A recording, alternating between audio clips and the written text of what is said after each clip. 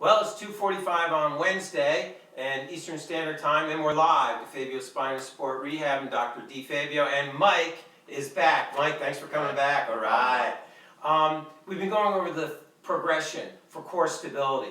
Now, when I was a kid, they used to have these little gifts, handout treats, and we get them at fairs and birthday parties called Chinese handcuffs.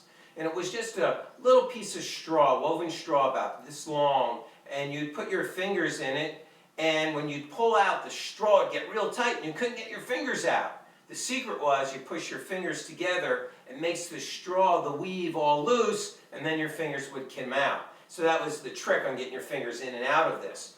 Well, by keeping all the muscles in through here strong, that creates stability, and stiffness for your spine prevents injury. We've gone over the front plank progression and the side plank progression, but we just don't move like this. We just don't move like this. We move in multiple planes of movement.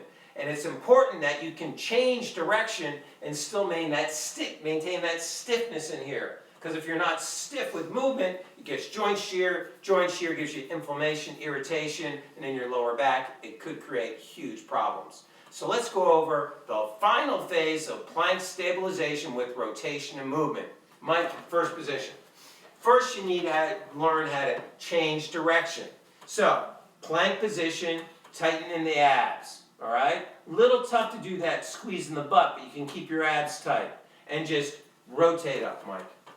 Keeping this real stiff. Go back down. It moves as a unit. Rotate the other way.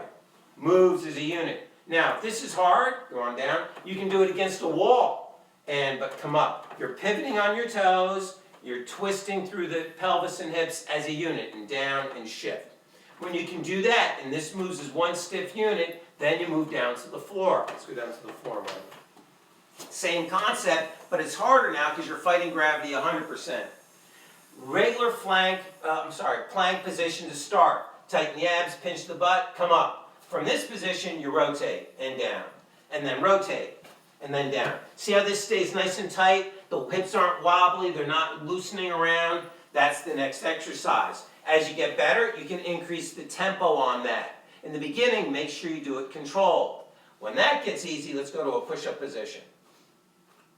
You can add push-ups, go ahead, to the open plank, and then straight back down into a push-up, and then come up, open plank hold, straight back down, control it on the way down, push up, open plank, hold, and down. One more. Push up, open plank, hold. Tighten through here, moving as a unit. Come on back down. This is the foundation for getting into chops, okay? For getting into medicine ball tosses, okay? It's not shearing here, it's getting those hips going.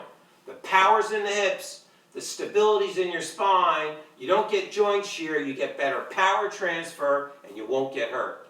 That's your full plank progression for lumbar core stability. Stay tuned for next week. We're going to have some cool stuff up. I'm Dr. DeFabio with Mike, the guy.